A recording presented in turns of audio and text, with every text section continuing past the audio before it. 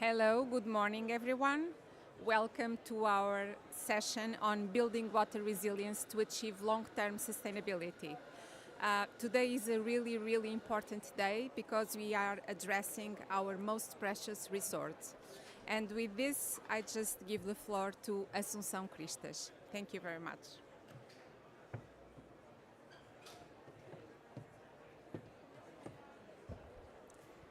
Bom dia, good morning to all of you. I will speak in English so that everybody can understand, but it's a really pleasure to be here with you this morning. And I have to thank for the invitation in this very special day dedicated to water, to food and to agriculture, some of very important topics that are pretty much interrelated with climate change. I have to just say a very warm hello to the Secretary of State I've just seen and all the public administration you represented and private entities as well. I have 3 ideas to share with you. The first one, and picking on our topic, building water resilience to achieve long-term sustainability, the first topic I would say is water resilience. And water resilience is an enormous agenda. Water scarcity is our starting point. That we know. We have it well documented. From a Portuguese perspective, I guess that we all now face water scarcity in our lives. Not yet in our today everyday lives, but we've seen that in Portugal. We see that, namely in the Algarve region, and right now I guess the awareness is quite high considering water scarcity. And to tackle water scarcity, we have, of course, not only one answer, but very relevant, I would say, topics to address. First, resource efficiency. The same as when we talk about other topics, we need to use better the water. Today we're in a day dedicated to food and agriculture, irrigation. That's something that we need in Portugal, but we need to make it in a more sustainable way with less use of water that we can, using technology, using science information, using digital tools as enablers. And I guess that right now we are in a good moment because we have a very broad number of different tools that all of them coordinated bring us to a very different stage of water usage. The second topic I would say is looking at water and energy as the same 2 topics. Because when we talk about water, we are always talking about energy. When we're talking about water and climate change, we know that if we use less water, if we use it in a more efficient way, we are also using less energy. We are cutting emissions. So the 2 sides of the same coin are water and energy. And that is something that sometimes we forget, but we need to have it very clear in our minds. Third, we need to find out new ways of sourcing water. And that is an open debate in Portugal right now. Not only we need to look at where and how and when should we move into new reservoirs, new dams. Is it possible? Is it still possible? There are some good ideas in Portugal, others might be not that good. We need to discuss and see what can we do in that part. But we need also to look at the reuse of water, so recycled water, namely in cities. A smart city will use water that is recycled, of course, not for all users, but for many users. And we have some good examples already in Portugal. We need to go further into those examples, but also we need to look at other ways of producing water. Desalination is something that we had in a very with a very short experience in the Madeira region. Right now we are heading to a solution in the Algarve. We know that it will be the first of many coming solutions. Is this the best solution? Well, it's a conventional desalination plant, but we know that namely linked to the ocean we had other possibilities and other opportunities that might be, again, or might imply less use of energy, less impact in the environment, and that is something that we feel that it's worth exploring, it's worth studying, and it's worth inviting to debate in Portugal. I'm talking about ocean water farms. In the sea bottom, but of course all of this needs to be evaluated and assessed compared with the traditional solutions. And when we think about water and water in the cities, we also need to think about storage. And we remind of the Roman cities and how the Romans collected the water, and we still have those sites in Portugal. And we feel that the cities, the rules for building new houses, new buildings for different kinds need to be adequated to the new moment that we're living. And using the buildings as a storage for water also. Using the buildings with green structures so that they can also absorb water and make it part of the resilience environment is really, really important. I guess that we need to do a lot in that part. It's not today, of course, it's difficult to change the rules, but it's really important that we feel that the water must be in our center of our discussion and of our decisions, and this implies with a lot. Implies with buildings. If you look at the European taxonomy, we know how water is declined in the rules to make a new building or a new building a sustainable one, and we need to look at the public space. We need to look at the gardens. We need to look at how can we turn out these sponge cities to work on. And of course, we need to look not only at the environmental side of sustainability, and that drives me to the second idea that I wanted to share with you, but also to the social side. So long-term sustainability will not occur unless we look at the social side as well. The access to water at affordable ways needs also to have a focus of public policies.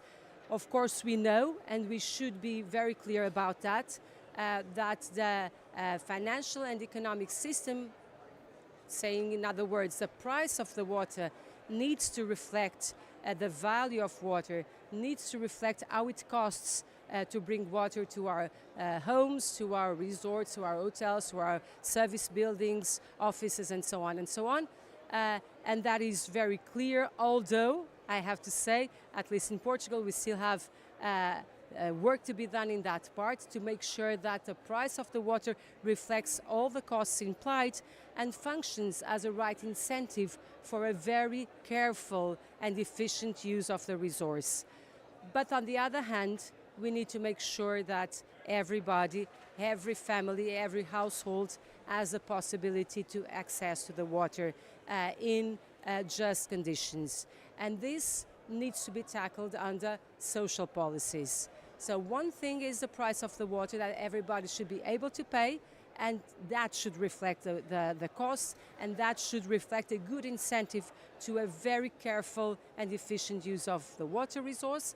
And another thing is the ones who cannot pay, the ones who cannot afford, those must be supported, not through the water price by itself, but through social policies clearly tackled, addressed to that topic. If we forget that side, if we forget that social component, we will fail in maintaining a peace and a cohesive society. So social cohesion depends pretty much on how can we address these issues into public policies. And of course, peace is a very and the first and the most strong value that all of us should be tackling. A third and final topic has to do with the link between water and ocean. And this is part of the same system, the same hydrosphere ecosystem. We cannot talk about water disconsidering the ocean side, especially when we're talking about climate change. And we know that the ocean is a very and the most important part of the climate change, although not totally addressed. And this ocean climate nexus is far from being totally explored and studied and strengthened. But I have to say that in a day dedicated to water, we need to look at the ocean and say that whatever we do inland with our water resources, whatever we do with our treatments in the water, whatever we do in our agriculture, in our pollution sources, in plastics, this comes to the ocean. And when it comes to the ocean, it affects directly the possibility of the ocean to function as a regulator for climate. So looking at the water is not only water, but is the whole system, is one water system, one hydrosphere, as it is one ocean, globally speaking. That is the final words that I wanted to address. I guess that I've expired my time. Yes, I saw 2 minutes, so I've just talked after these 2 minutes.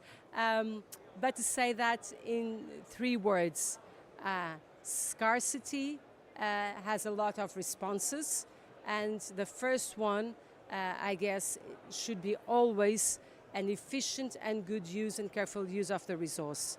Second, we will not be able to manage social cohesion and a peaceful society if we do not address the social pillar of sustainability. So the social pillar needs always to be hands in hands with the environmental pillar. And the third one, not forget that the ocean is part of water, and the ocean is the most fundamental part of climate change, either because it is affected and fragile and will not be able to continue its role as a climate regulator. And when we think about water, we should think about the whole hydrosphere and the whole ecosystem. And I guess this is it. Thank you. A nice discussion. Thank you so much, Assunção, for your remarkable work. We'll now move on to a panel discussion. And please join me in welcoming our panelists. António Carmona Rodrigues, President at Grupo Águas de Portugal.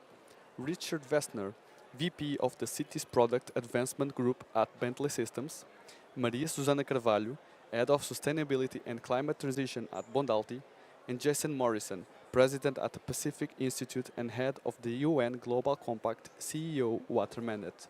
Moderating today's discussion is Rebecca Carter, Director for Climate Adaptation and Resilience at the World Resources Institute. All right, thank you very much. And happy to be here to moderate this session today. I think we have a great panel, and it's going to be quite interesting to hear from them. Here to my left is Richard Westner, who systems. We also have Susana Carvalho, who is the Head of Sustainability and Climate Transition at Bondati. We have Jason Morrison, who is the President of the Pacific, the UN Global Compact's CEO Water Mandate Initiative. And I am very sorry, sir, I don't. My name? Thank you. Well, good morning, everybody. I'm António Carmona Rodrigues, and currently I'm heading the Portuguese water group Águas de Portugal. All right, so my first question to our panelists is, how is climate change affecting your organization or your customers' operations? And how do you expect in the future as climate change impacts intensify? Are you already seeing climate change impacts on your operations, and what do you expect decades to come? Start.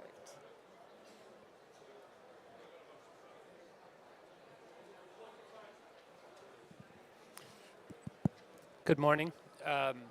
I'll start. My name is Jason Morrison. As Rebecca mentioned, I head the CEO Water Mandate, which is the largest corporate water stewardship commitment platform in the world. We have over 400 members now that make commitments around corporate water stewardship in 6 areas and report progress annually. And I will start by answering your question with the notion that companies for a long time now have understood that they have water-related risk exposure. And typically this is thought of as physical risk, not having water when you need it, regulatory risk, being curtailed, ability to use water, or pollution abatement regulation, or reputational risk, being seen to be on the wrong side of water use in water-stressed regions. With climate change, much of this is already been thrown on its head, and what you're ultimately seeing with water is more extremes in terms of longer dries, drier dries, hotter hots, wetter wets, and sometimes all in the same year or a series of years. Most of the infrastructure built globally is for historic patterns of quote-unquote natural variability. You know, you never have a normal rainfall year, you get the average of that. But we're going into uncertain futures where the longest, I don't know if you pick up a newspaper recently, but it'll be the longest recorded drought or the driest 3-year period in history on a particular part of the world, whether it be in the western US where I live or in the Mediterranean regions around the world. And you also have the 500 years happening, 500-year floods happening more often, like maybe every 5 years. So these extremes are more pronounced. You're going to see more of them. And resilience will ultimately mean companies figuring out how in those geographies where they're located to ensure the reliability of their supply. Many companies still, unfortunately, think of water as a low-cost input, but it's really the cost of not having water when you need it, which is the real pain point for many companies that start getting serious around water. And I'll say more about how this is going to change going forward. I'll just say that now, the membership of the CO Water Mandate's a pretty good proxy for the attention of the issue, and the fact that we've doubled in size in the last 5 years tells you that companies are starting to recognize the need for action on water. And some of that, to Carla's point, can be around more efficient water use, circularity strategies, investing in nature, and other distributed strategies. But ultimately, getting to a water resilient future is going to require collaborative structures that we don't really use very well now. It's going to require businesses in particular water-stressed regions working together with one another, as well as with their private sector and public sector counterparts and civil society groups and communities, because really it's an all-hands-on-deck concept, and it's going to require systems change that will have new structures of collaboration. Excellent points. Thank you very much. Who else on my panel would like to share how climate change is affecting your current operations and what you expect going forward? Susanna? Yes, hello everyone, and once again thank you for the invitation from Global Compact. So I'm the head of sustainability and climate transition at Bondalti. Bondalti is the major chemical industry in Portugal, one of the majors in Iberia. But we recently, we industrially produce organic and inorganic chemicals. But some years ago, the company decided to diversify the investment in terms of business lines. And we have invested truly in business that we find sustainable by design. For instance, for water treatment, we have invested. We have a new business line for water treatment services, which is an Iberian company, Bondalti Water, which is specialized in the full water cycle. So we conceive and design, have engineering design projects, and we also do the implementation of the systems and also operation and maintenance of those systems for water treatment and wastewater treatment. And getting back to the chemicals and how climate change is impacting the production lines, we are also very dependent on water availability. So one main stress that comes with climate change is that we might not have the fresh water availability that we need for chemicals productions. On the other hand, our process is somehow dependent and has a correlation with the temperature outside. So the colder it gets, the easier and the more optimized is the process. So if we have a lot of heat waves, we definitely will have issues and risks associated with the production. And also what we see in Portugal, although we still believe that in Portugal we are not suffering as much as, for instance, our neighbors in Spain this year, as we have seen, but we have also a lot of risks that come related with climate change. For instance, with the propagation and the intensity of forest fires that we see in Portugal, especially every summer, that also impacts us. For instance, if we have a cut in energy, since we are an electro-intensive industry, we have to stop. And this year it was an example of this. So we had to stop the production, and we also might have to close the factory due to risks related to forest fires. So overall, either from industry or water treatment systems, we are all dependent of risks associated with climate change that impact also water management. But I would like to mention very briefly two projects that Bondati is developing. One of them was already mentioned by Assunção, which is desalination in Algarve. So Bondati is the project developer of this solution for a hotel group in Algarve. And this solution, just looking into the numbers, it has a water production of almost 1,000 cubic meters per day, which is equivalent to 5,000 people consuming water every day in Portugal. And this system involves very innovative technologies. For instance, we reuse kinetic energy from rejected water that pressurizes the feed water for desalination system, as well as high performance reverse osmosis. And not only that, but the system relies on solar photovoltaic energy. So it has technology, advanced technology that combines the availability of renewable energy to use the system itself. So we believe, for instance, with this project, we are contributing to resilience of this economic sector, like for instance tourism or agriculture sector, for instance in the south region of our country. Excellent. Mr. Carmona Rodriguez. Thank you so much. Well, Águas de Portugal Group, we supply water for 80% of the population in Portugal.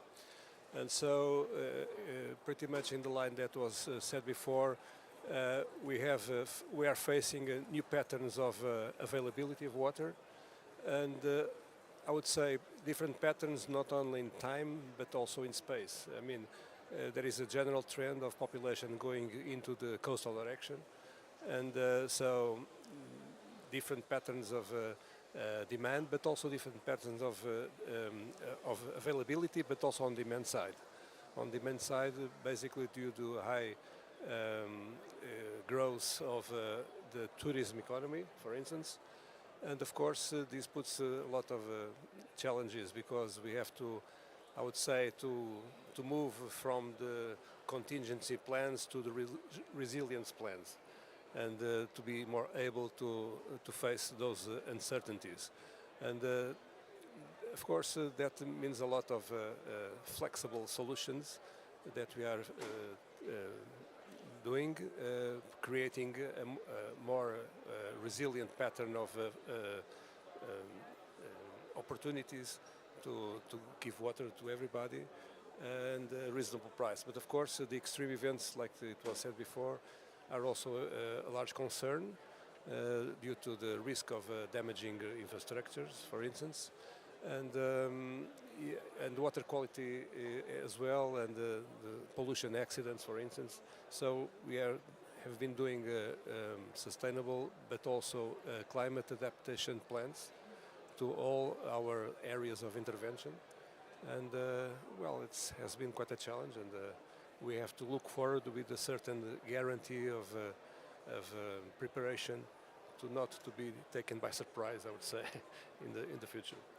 And just out of curiosity, given that our session today is about long-term sustainability, when you say adaptation plans, how far into the future are you looking? Well, I would say 2 steps away. It is not easy to anticipate what is going to be like our country in the end of the century, but we are very much looking at in the short term and in the middle term. So I would say to 2035, 2050, basically 2 steps with a larger, it's not easy to say guarantee of expectation what is going to happen, but further that is still, I mean, we have to move forward and to try to anticipate what is the most probable route of evolution. That makes perfect sense. Thanks very much.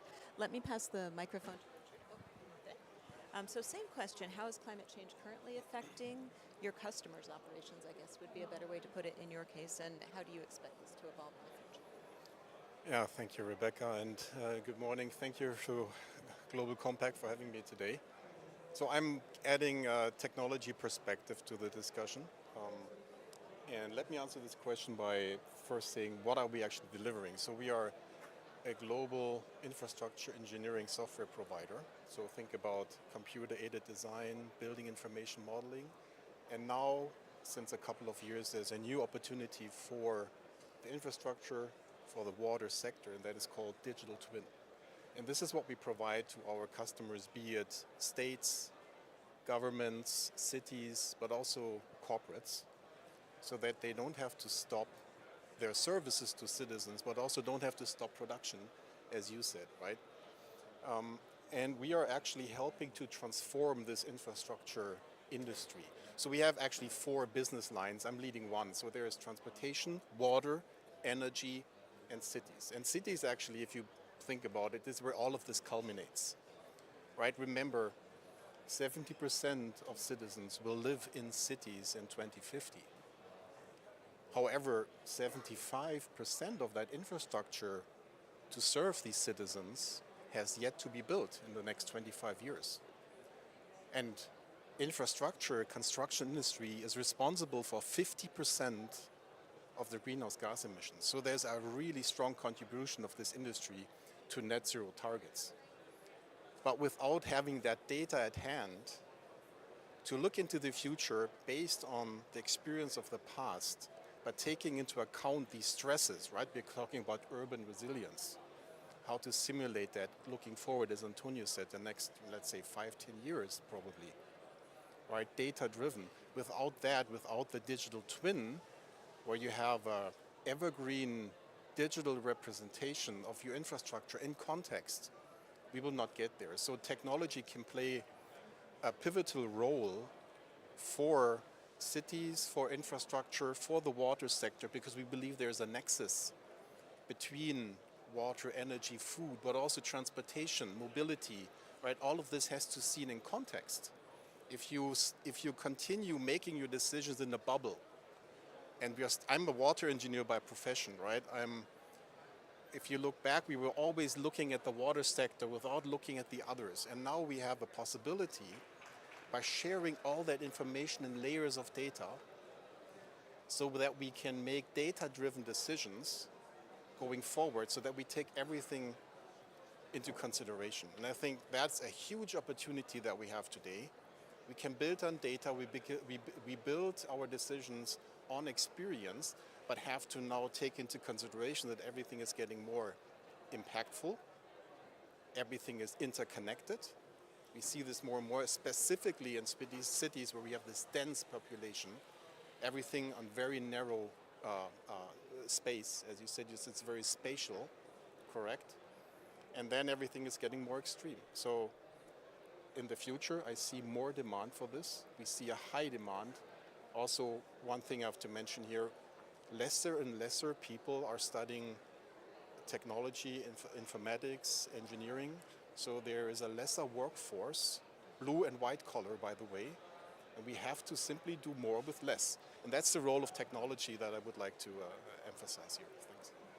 Thank you. That's really exciting to hear, not that in addition to climate impacts intensifying, getting more challenging, technology is also improving our ability to manage those climate risks and reduce them. So I think we've heard a lot about measures that your organizations are taking to build water resilience, but I wanted to, as our session winds down, these go quite quickly, about how you are specifically focusing on the needs of the people who are most affected by climate change. You know, people who are living in poverty, people who are living in kind of uncertain environments, you know, whether it's because they're flood prone, drought prone, both, for example. You know, how are you making sure that these people who are most vulnerable to climate change impacts are being included in some of the solutions your organizations are providing? Who to start? Should we go down the row again? Okay. I'm looking at the time, so we'll have to be quicker with this Yes. round, yeah. A colleague that some of you may know, John Matthews from the Alliance for Global Water Adaptation, talks about the concept of castle resilience and how it's actually a flawed concept and it doesn't really work. And you can imagine this idea of businesses or a site that is on top of a mountain when the rest of the valley is flooding and everyone is having negative impacts associated with water and climate change. And there's a lot of reasons why that's not a tenable strategy for businesses to approach water. The idea of getting your own water and ensuring your supply while the communities around you are either flooded out or moving because they can't be in the locations that they are is hugely disruptive, and it undermines long-term business continuity and business growth and success. When you look at a place like Portugal, and I live in a California Mediterranean climate, the projections with climate change, if you look at the long-term projections, they're talking about in Spain, I've read that by 2100, the country could have over 20% less available water supply. And in certain river basins, over 40% less available water supply. We're not talking about a drought. We're talking about a normal, new rainfall year. And so you have to ask the question, if you're a business that wants to be operating in these parts of the world that's going to have to make do on less water and huge variability in when that water comes in terms of major storm events or prolonged dry periods, you're going to need to start thinking about resiliency strategies that are going to allow the urban areas, the rural communities, and the economy of the region to be resilient to those floods, those shocks, and those stresses. Otherwise, it's going to really be hard for a business to succeed into the long-term future. So it's a holistic approach, and I know no company in this room or anywhere can do it alone, which is why it brings you into these collaborative structures. How do you work together with other businesses in the area and your public sector counterparts around long-term shared goals for water resilience? Thank you. Okay, thank you. Well, before responding directly to your questions, Rebecca, I would like to just mention that in Bondati we are trying to integrate several topics for environmental sustainability, something that probably the regulators should be, focused on. For instance, we are implementing a digital platform, and that the digital also helps for assessing all the climate risks, but not only the climate risks, but water stress, the water risks. For instance, we respond to CDP, climate change, and water security. And we are aligning these kind of topics in order to see the links between those risks. And that's important for our sustainability and competitiveness. So not only for our direct assets that account for almost 500 direct assets, but then we are going to assess our supply chain, critical assets, because our productivity and competitiveness relies also in our value chain. That's one point that I wanted to stress out. And now directly to how we support communities. Of course, we are a private-owned company, but we have a very strong strategy for impact investment. So we have developed a new strategy. It's called Together Matters, that has 5 strategic pillars, and one of them it's more life and more nature. And based on that pillar, we want to promote investment and projects to promote more accessibility to clean water and sanitation. Specifically until 2030, we aim to support more than 60 families in Angola, where we have also operations. And we want to promote at least 6 new regenerative projects in agriculture concerning circular economy. But as a result, we in Spain, Bondati operates also in Spain in terms of water treatment, and we have been partnering with an association called TADE EMAS for more than 4 years, and this organization is dedicated to building knowledge and also infrastructure to promote access to clean water in several underdeveloped countries, such in Guinea-Bissau, India, Senegal.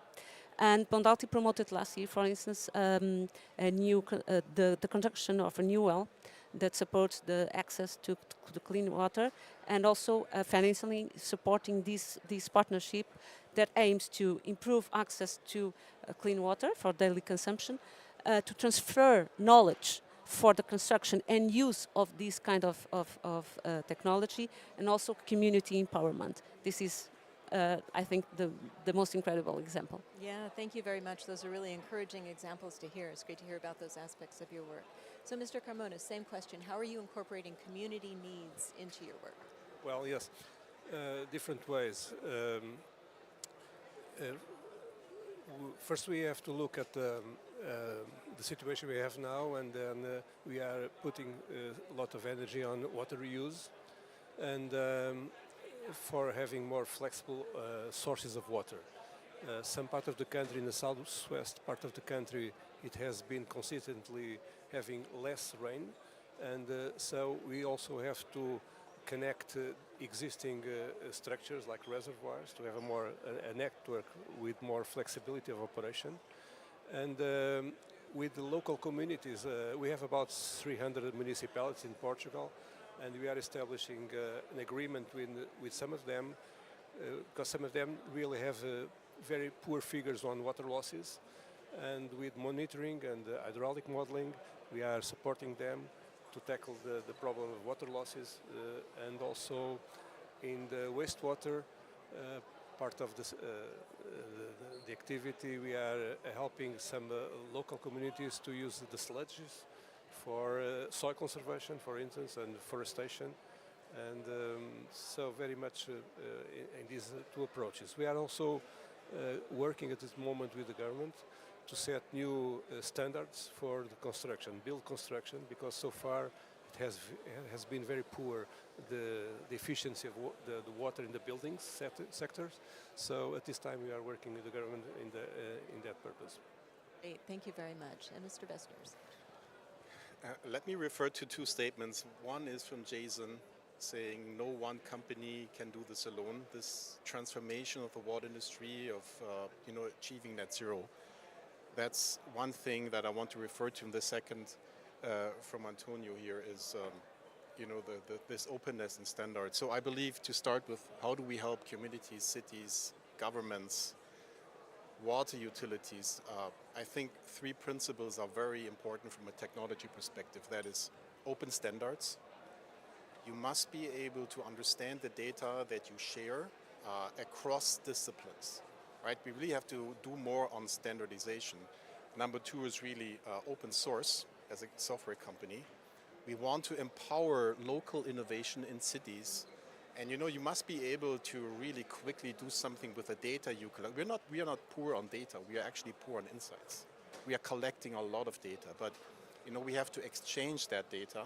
We have to be interoperable, and by that we want to empower the community with building blocks, like say enablement, right? So get very quickly far enough so that we offer a platform where you can just download the software and get quite far with it yourself. And number 3 is open APIs, right? You must be able to not only deliver data, you must also always be able to get the data out. We don't want to just create the next silo, right? And you always be owning your own data. So what we follow as a company is these 3 principles of openness. And by that, we help water utilities and cities really to be more transparent in their decision making. Right? As I said, we're helping to break down these walls between different departments of a community, because now I think the professionals are realizing they have to talk more to each other. And the digital twin is just creating, you could say, a new roundtable for all stakeholders, including the citizens, by the way, right? So a city administration can open this up and say, here's a web address for my public. Look how this will impact your life, right? We are building something here, reduce the resilience, or better saying, increase the buy-in. That will help you manage the risk. That will help you even for insurance, right? You have the data, you can insure this better, and it will reduce, let's say, resilience or, resistance in the communities, right? And all of this helps to improve resilience of the infrastructure. Excellent. Well, thank you so much. I think we have time for perhaps one question, maybe two. Yeah, please. Oh, okay. Yeah, I think we have about 5 minutes left, if I understand correctly. Yeah, okay. So if we have a few questions, I think we can take them.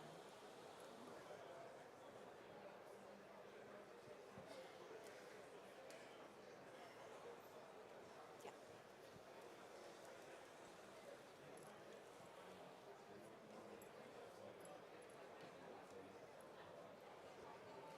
Yes, hello, my name is Peter Rommel. I'd like to thank you for the interesting presentation. And I think the question goes more to Richard. We talked about data and the vast amount of data, and it's probably not possible with the scarcity of skilled labor to handle all of them. What role do you think AI will play moving forward to leverage really this potential or treasure of data, especially for the long-term sustainability? Who will play a role? Sorry? What was the question? Who will? AI. AI. Yeah, of course. So, I mean, this is the next huge opportunity that is just, overall, I mean, we all hear a lot about generative AI these days. We as a company are using machine learning since like 10 years and computer vision to identify assets so that companies like corporates, but also cities can better concentrate on fixing problems and finding them, right? Just detecting from camera feeds anomalies, for example. But now generative AI is here, and we have just launched a new set of products, a brand, which helps really to increase your outcome with a later input on labor, right? So generative AI, if you follow these principles that I said, data always belongs to the corporate or to the citizens or to the city. If we really also follow these principles of openness, is a huge opportunity here to do more with less again. And this is just starting now. I have to say though, being in this infrastructure construction water business the last 25 years, so there's so much else to do with products and with technology that we have today. I think generative AI is just kicking off at the moment. So it's the tip of the iceberg.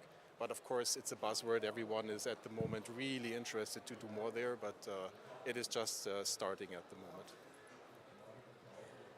All right. I do see that we're unfortunately at time. I think this has been a fascinating discussion. I think a lot of what we've heard is that this is on water because water is a critical resource and it is very subject to climate change impacts, but at the same time, there's the need to look beyond the water sector, to think more holistically, to be sure that we're incorporating across different geographical and time scales. So I think it's been a really excellent discussion, and I thank you all very